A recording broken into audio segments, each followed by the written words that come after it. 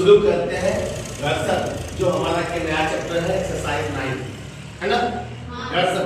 घर्षण को हम क्या बोलते हैं? फ्रिक्शन। हमारे दैनिक जीवन में घर्षण सुबह उठना, ब्रश करना, साबुन का रगड़ना, टहलना, दौड़ना, है ना, बर्तन को रगड़ना, नहीं, डस्टर को और ब्लैक बोर्ड को चौक से लिखना, ये सारे वाले किसके हैं? घर्षण है। इसका मतलब हुआ, इस बातों से यह स्पष्ट होता है कि घर्षण के लिए क्या चाहिए? सरफेस। नहीं, क्या चाहिए? सरफेस। दो सतह का होना जरूरी है।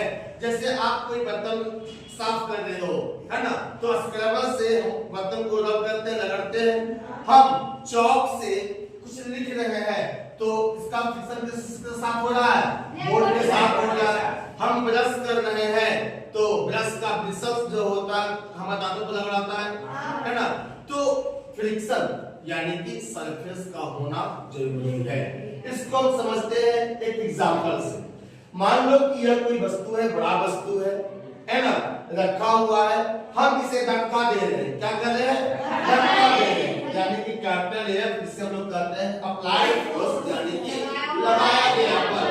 किसी वस्तु को जब हम धक्का दे रहे होते हैं, तो आप देखते होंगे कि शुरुआती में वह नहीं आगे बढ़ता है, और प्रयास करते हैं, नहीं बढ़ता है, फिर कुछ लोगों को बुलाते हैं, लगाते तो आगे बढ़ जाता है। इसका मतलब हुआ कि इस वस्तु और जहां पे वस्तु रखा हुआ है, इस दोनों सतह के बीच एक बल काम कर रहा है, उसको कहते हैं स्मॉल एफ, यानी कि फ्रिक्शन फोर्स।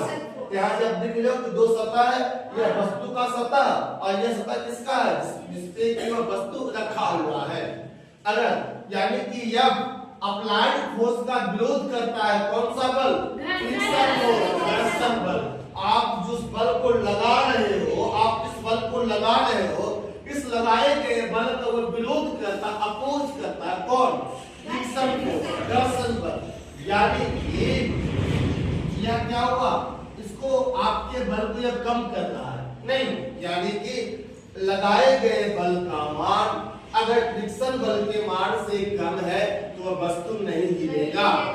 लगाए गए बल का मान अगर, मैं फिर कर रहा हूं, लगाए गए बल का मान अगर फ्रिक्शन फोर्स के मान के बराबर है तो आपको महसूस होगा, बट वस्तु आगे नहीं बढ़ेगा। लेकिन जैसे ही अप्लाइड फोर्स यानी लगाए गए फोर्स का बल का मान अगर घर्षण बल के मान से ज्यादा हो जाए